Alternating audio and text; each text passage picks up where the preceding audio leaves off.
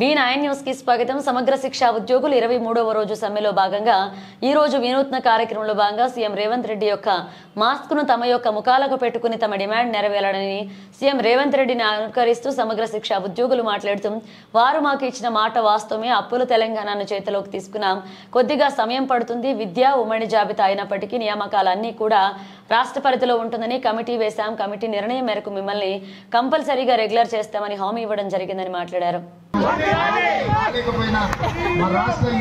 Youth అధ్యక్షుడు శివసేనను వాళ్ళందరినీ మీకు అండగా పంపించడం జరిగింది. ఈ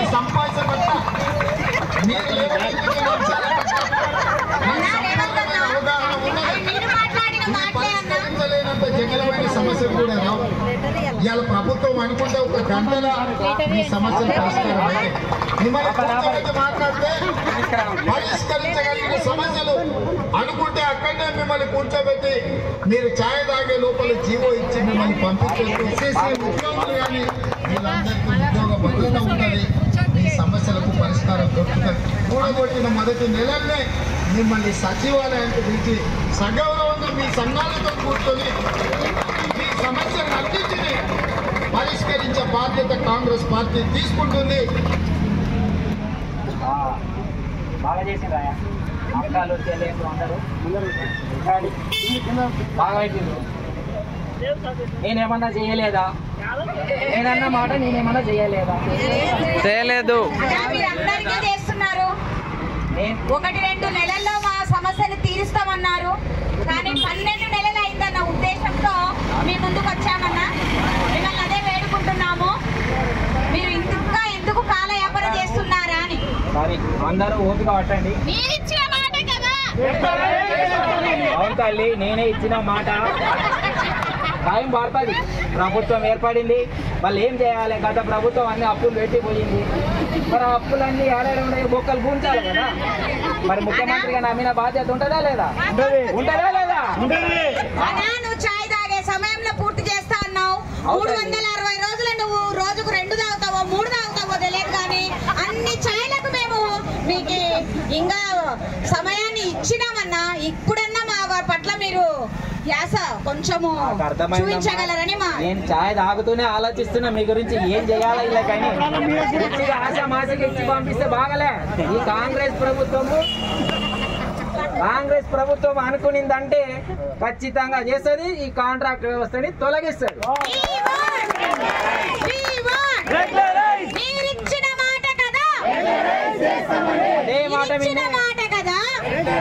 అదే మాట మీద నేను నిలబడుతుండా.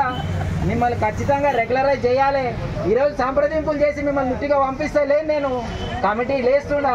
వాళ్ళు ఖచ్చితంగా మీకు రెగ్యులరైజ్ చేస్తే ఏం బాగుంటుంది అనేది ఆలోచిస్తున్నారు. కొంచెం టైం పడుతుంది. ఖచ్చితంగా మిమ్మల్ని అందరినీ కూడా మళ్ళీ ఒకసారి సచివాలయానికి పిలిపించి ఛాయ్ తాపించి రెగ్యులరైజ్ చేస్తున్నారు ఉంటది. నేను కూడా ముఖ్యమంత్రి గారికి ఎన్నో పాదయాత్రలు చేసిన. ఆ తర్వాతనే నేను ఇప్పుడు ముఖ్యమంత్రి అయినా మీ అందరి వల్ల.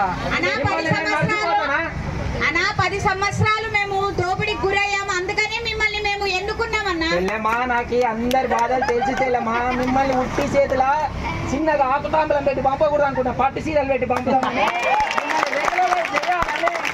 ఉద్దేశంతోనే నేను ఈ రోజు ఇంత ఆలస్యం చేస్తున్నా. మీదంతా బడ్జెట్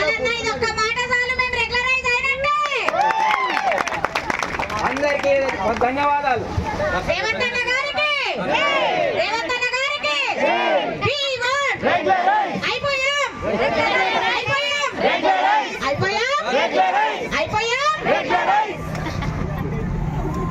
ఈ పార్టీలు ఏవైతే ఉన్నాయో 60-40 అంటే వాళ్ళంతా కూడా ముచ్చటని నేను ఇప్పుడు కూడా మీ సభాముఖంగా చెప్తున్నా. ఈ 60-40 అన్నది ముచ్చట మాత్రమే. ఎందుకంటే విద్యాశాఖ అనేది ఉమ్మడి జాబితాలో ఉన్నటువంటిది. ఈ విద్యాశాఖ ఉమ్మడి జాబితాలో ఉంది కాబట్టి కేంద్ర ప్రభుత్వం ఏదైతే నిధులు ఇవ్వాలనుకుందో అది 60% నిధులు ఇస్తుంది. కానీ నియామకాలు, సర్వీస్ విధానాలు అన్నవి కూడా రాష్ట్రాలకి, కేంద్రపాలిత ప్రాంతాలకి పూర్తిగా వాళ్ళకి అధికారం ఉంటుందని చెప్పి మీకు సభాముఖంగా కూడా తెలియజేస్తున్నా. ఆ మాట మీదే ఉండి నేను మిమ్మల్ని అందరినీ కూడా రెగ్యులరైజ్ చేస్తా, ఖచ్చితంగా రెగ్యులరైజ్ చేస్తా అని చెప్పి ఇందులో ఎటువంటి విధి విధానాల్లో ఎటువంటి ప్రాబ్లం లేదని కూడా నేను మీ సభాముఖంగా చెప్తున్నా. అయితే ఇంకొక విషయం, ఇక్కడ విద్యాశాఖలో మనం ఒక్కటే కాదు, మీరొక్కటే కాదు పనిచేస్తున్నది, ఇంకా కాలేజీలు, తర్వాత అంటే పాఠశాలలు, ఇంకా ఎన్నో యూనివర్సిటీల్లో కూడా మీలాగే కేంద్ర రాష్ట్ర బడ్జెట్లతోన పనిచేస్తున్నటువంటి అధ్యాపకులు ఉన్నారు, తర్వాత ఆచార్యులు ఉన్నారు. వీళ్ళంతా కూడా కేంద్ర రాష్ట్ర ప్రభుత్వాలతో వచ్చే నిధులతోనే పనిచేస్తుంటారు. కానీ వారి యొక్క సర్వీస్ విధానాలన్నీ కూడా రాష్ట్రాలపైనే ఆధారపడి ఉంటాయి. కేంద్రంలో ఈనాటి ఒక ఉద్యోగి 63 ఏళ్ళకి రిటైర్ అవుతుంటే మన దగ్గర ఏ రాష్ట్రాల్లో ఏదైతే రిటైర్మెంట్ ఏజ్ ఉందో ఆ ఏజ్ ప్రకారమే రిటైర్ అవుతుంటారు. అంతేకాదు కేంద్రం డిఏ ప్రకటిస్తే వాళ్ళకి మాత్రమే ఇస్తారు, మన రాష్ట్రంలో డిఏ ప్రకటించకపోతే మనకి ఇవ్వరు. అది గుర్తుపెట్టుకోండి. కాబట్టి సర్వీస్ విధానాలన్నీ కూడా రాష్ట్రాలకే ఉంటాయి. కాబట్టి మిమ్మల్ని రెగ్యులరైజ్ చేసే బాధ్యత నేను తీసుకున్నా. ఆ రోజు పోయిన సంవత్సరం ఏకశిల పార్క్ మాట ఇచ్చాను కాబట్టి మీ టెంట్ కిందకి వచ్చి ఖచ్చితంగా మిమ్మల్ని నేను రెగ్యులరైజ్ చేస్తా. కొంచెం ఓపిక పట్టండి, నాకు సహకరించండి. అయిపోతుంది. మీ కమిటీ చేసినాం కదా, మీ సభ్యులు, మీ రాష్ట్ర కార్యవర్గం మా మంత్రులతో సంప్రదింపులో ఉంది.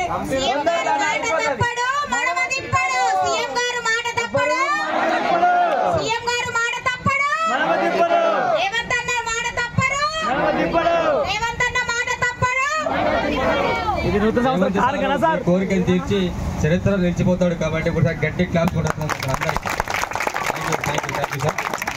చరిత్రలో